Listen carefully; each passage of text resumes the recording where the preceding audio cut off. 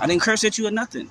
I'm being very respectful, but you're violating my rights and thinking this is okay. That means you don't have no training. That means you don't even know what you're doing. Because I don't have to give my name up. I don't have to give my information up. That's not a violation. I'm asking you, how am I? That is a violation. You cannot ask me for my name and my information if I didn't commit a crime. Yes, you did commit a crime. This man was sitting on the steps, minding his own business, when an officer approached him and claimed he was trespassing in the area. The officer immediately demanded his information, but the man refused and said, "There's no trespassing sign, so I didn't know." But this officer clearly didn't understand what de-escalation means. He just wanted compliance and was ready to violate this man's rights. But this man was a boss. He didn't fall for this tyrant's tactics. I thought they trained y'all on de-escalation. Once you realize wasn't a crime being committed and we wasn't up to nothing, you should just let us go, bro. I didn't raise my voice with you. I didn't raise mine either. All right. I didn't curse at you or nothing. I'm being very respectful, but you're violating my rights and thinking this is okay. That means you don't have no training. That means you don't even know what you're doing.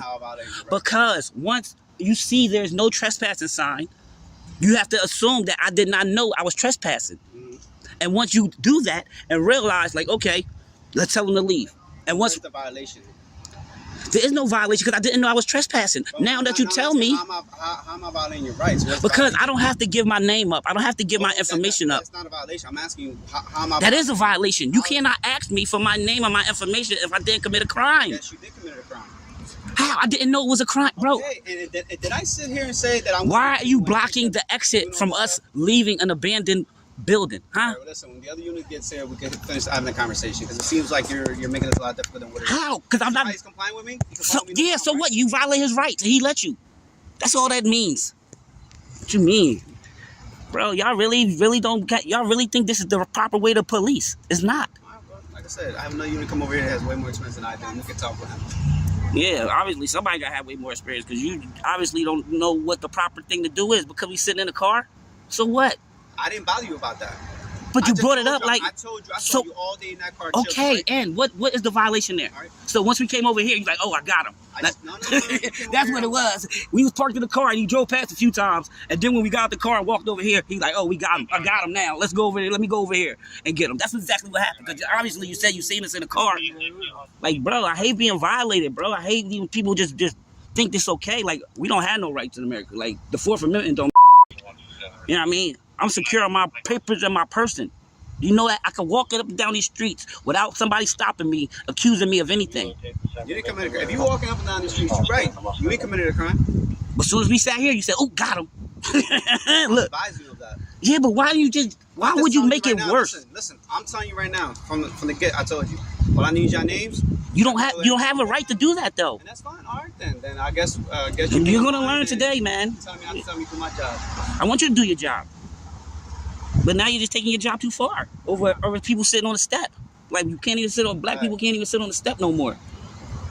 Sitting on the step while black. You know what I'm saying? Shit is crazy. Sitting in the car while black, sitting on the step while black.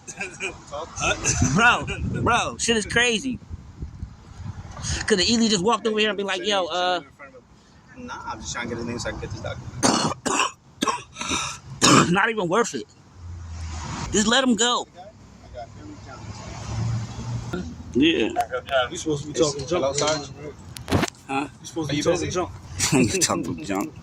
I want to be professional because I want to be professional. Nah, I'm his own car. Yes, sir.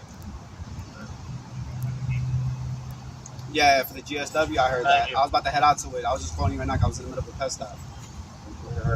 All right, no problem. All right, I gotta head out to somebody who just got shot. See, thank you, brother.